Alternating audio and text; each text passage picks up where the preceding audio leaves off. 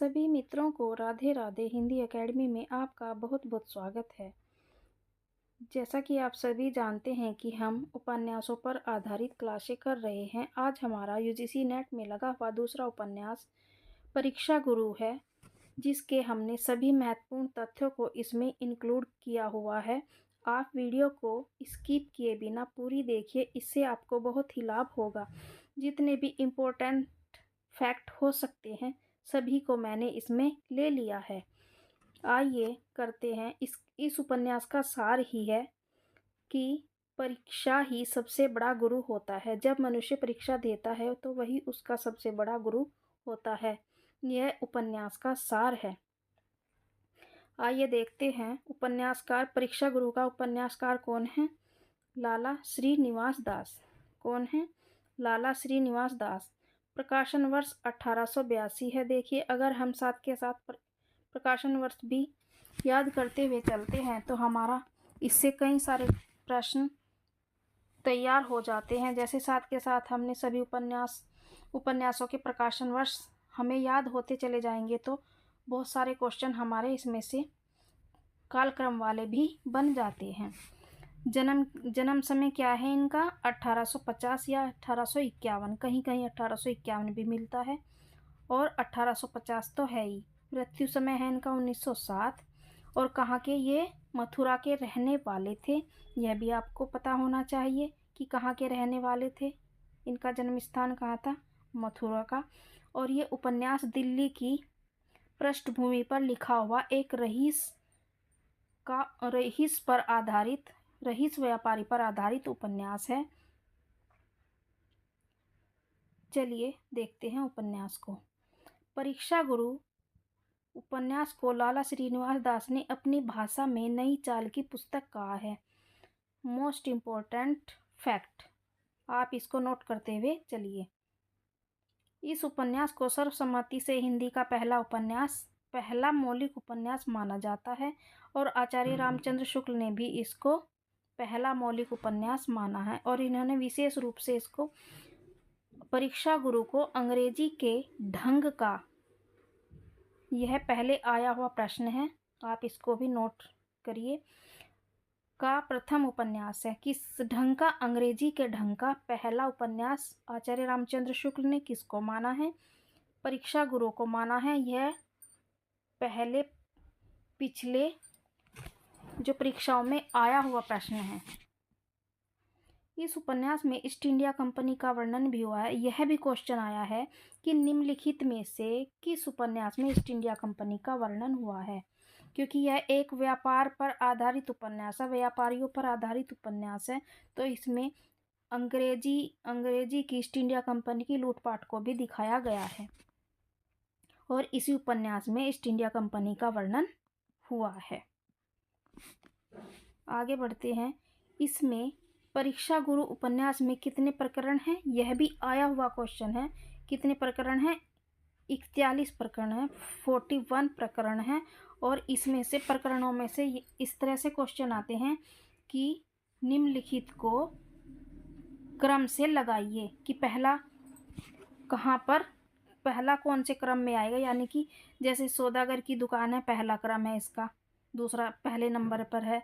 मैं इनको क्रम वाइज पढ़ूंगी, आप इनको 2-3 बार रिवीजन कीजिएगा तो आपको ये आपको अच्छे से लर्न हो जाएंगे। आइए हम इनको पढ़ते हैं। बस मैं इसकी व्याख्या नहीं करूँगी, इनको प्रकरणों को पढ़ूंगी, क्योंकि अगर हम इनको पढ़ेंगे तो इनकी व्याख्या करेंगे तो वीडियो बहुत लंबी हो जाएगी। पहला है सौदागर की दुकान, अकाल में अधिमास, संगति का फल, मित्र मिलाप, विषाशक्त, भले बुरे की पहचान, सावधानी, सब में, ये क्या है? सब में, हाँ, सभासद, प्रबंध, इंतजाम, सज्जनता, दुख सुख, बिगाड़ का मूल,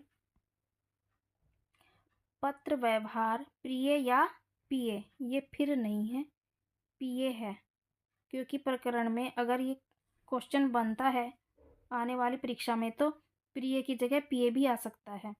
फिर है शुरा या शराब, स्वतंत्रता और स्वेच्छाचार, क्षमा, स्वतंत्रता, कृतज्ञता, पतिव्रता, संशय, प्रामाणिकता, हाथ से पैदा करने वाले और पोतड़ों के अमीर, साहसी पुरुष, दिवाला, लोक मोर्चा या अफवाह, फूट का काला मुंह, बातचीत, निराशय या नाउम्मीदी, चालाक की चूक, अदालत, मित्र परीक्षा, हीन प्रभा,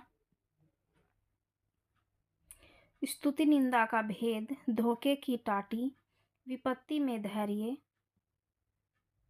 सच्ची प्रीति, प्रेत में, सुधारने की रीति, सुख की परमावधि, हमारे कितने सुख की परमावधि 41वां प्रकरण है। हमारे 41 प्रकरण ये पूरे हो गए। बहुत छोटे छोटे प्रकरण हैं और आप इनको 2-3 बार रिपीट करेंगे तो ये आपको याद में भी रह ही जाएंगे। आगे देखते हैं। उपन्यास के पात्र। उपन्यास के मुख्य पात्र निम्नलिखित हैं कि मुख्य पात्र कौन कौन से हैं। लाला मदन मोहन। लाला मदन मोहन। लाला मदन मोहन उपन्यास का मुख्य प्रमुख पात्र है जो एक धनी व्यापारी है परंतु बुरी संगति में पड़ जाता है और अपने आप को गलत संगति में डालकर बर्बाद कर लेता है। ब्रज किशोर को छोड़कर उसके सभी मित्र चापलूस, ईर्ष्या और कपटी हैं, ईर्ष्या करने वाले हैं और अंत में उसको जेल भी पहुंचा देते हैं। दूसरा है ब्रज किशोर। लाला ब्रज किशोर मदन मोहन का सच्चा मित्र है जो हमेशा ही उसको सही सलाह देता है। ब्रज किशोर पेशे से क्या है ये आपको याद रखना है। ब्रज किशोर पेशे से वकील है और यह एक अच्छा इंसान है। जब मदन मोहन जेल चला जाता है तब यही मित्र है जो उसको जेल से छुड़ाकर लाता है। कौन? मदन मोहन को जेल से छुड़ाकर कौन लाता है? उसका सच्चा मित्र ब्रज किशोर जो पेशे से एक वकील है। अब है तीसरा पात्र आता है मास्टर शंभू दयाल। इसको मदन मोहन को अंग्रेजी पढ़ाने के लिए नियुक्त किया गया है और यह बहुत बड़ा चापलूस और लालची है। मुंशी चुन्नीलाल मदन मोहन का चापलूस मित्र है जो पहले ब्रजकिशोर के यहाँ 10 रुपये की नौकरी करता था लेकिन अब मदन मोहन के यहाँ मुंशी का काम करता है। ठीक है। मिस्टर रसल ये एक विदेशी व्यापारी है। मिस्टर ब्राइट ये भी व्यापारी है। हरगोविंद, हकीम अहमद हुसैन, पंडित पुरुषोत्तम दास, लाल जवाहर लाल हरकिशोर, लाला हरदयाल, बेजू बैजनाथ, निहाल चंद मोदी, मदन मोहन की स्त्री कामनी। मदन मोहन की स्त्री का क्या नाम, पत्नी का क्या नाम है? कामनी। ब्रज किशोर की पत्नी प्रियमवदा। और ये जो दो लड़के हैं, लड़का 1 और लड़का 2, ये किसके हैं? ये मदन मोहन के बेटे इसमें बताए गए हैं। देखिए कुछ उपन्यास मैंने इनके उपन्यासों के अतिरिक्त इनके कुछ नाटक भी हैं जो मैंने लिए हैं। ये मुझे शुरू में लेने चाहिए थे लेकिन मैं इनको वहाँ टाइप करना भूल गई थी। उपन्यासकार का परिचय। लाला निवास दास मथुरा के रहने वाले थे। उन्होंने हिंदी में आधुनिक ढंग का उपन्यास परीक्षा गुरु को लिखा। इसको परीक्षा गुरु उपन्यास से बहुत इनको परीक्षा गुरु उपन्यास से बहुत प्रसिद्धि प्राप्त हुई परंतु उपन्यास के अतिरिक्त नाटक के क्षेत्र में भी इन्होंने बहुत ख्याति प्राप्त की। इनके प्रमुख नाटक हैं प्रहलाद चरित्र, तप्ता संवरण, रणधीर प्रेम मोहिनी, संयोगिता स्वयंवर। किसके हैं ये? लाला श्रीनिवास दास के नाटक हैं। और ये क्वेश्चन आया हुआ क्वेश्चन है। कैसे आया था? इसमें इनके 3 नाटक दिए गए थे और एक किसी और का दिया गया था। इस तरह से आया था। निम्नलिखित में से लाला श्रीनिवास दास के नाटकों का चयन कीजिए। जैसे 1 2 करके देते हैं, जैसे आजकल के परीक्षा का पैटर्न ही है। अब आते हैं मुख्य बिंदुओं पर। मुख्य बिंदुओं के माध्यम से उपन्यास का सारांश। जिस काल में यह उपन्यास लिखा गया उस समय पाठकों को तिलिस्म ए यारी यारी और दूसरी तरह की चमत्कारी कहानियों में रुचि थी। यानी कि लाला श्रीनिवास दास किस युग के हैं? भारतेंदु युग के प्रसिद्ध उपन्यासकार और नाटककार हैं। जिस समय यह नाटक लिखा गया था उस समय क्या था? जैसे देवकीनंदन खत्री ने यारी और तिलिस्मी उपन्यास लिखे हैं, तो लोग चमत्कारी उपन्यास और कहानियों में विश्वास करते थे।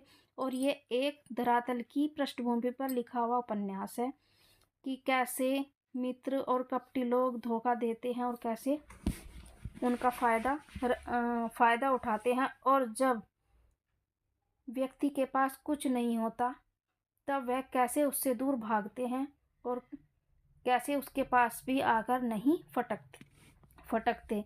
यह वास्तविकता पर लिखा गया उपन्यास है।